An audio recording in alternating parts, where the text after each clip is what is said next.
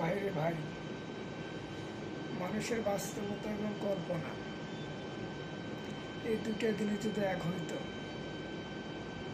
মানুষের আর কিচ্ছু লাগতো না।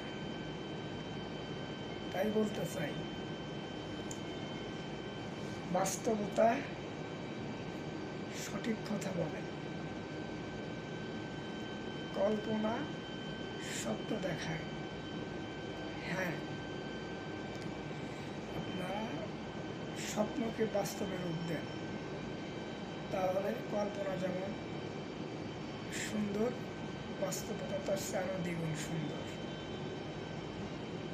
তার জন্যে আমাদের যখন যেটা প্রয়োজন সেটা করতে হবে।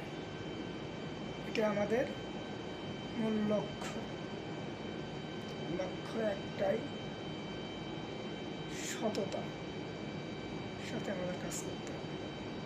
আর যদি সততা থাকে তবে আমাদের সাকসেস অবধারিত। এটা যদি আমরা বুঝতে পারি তাহলে আমরা সফল।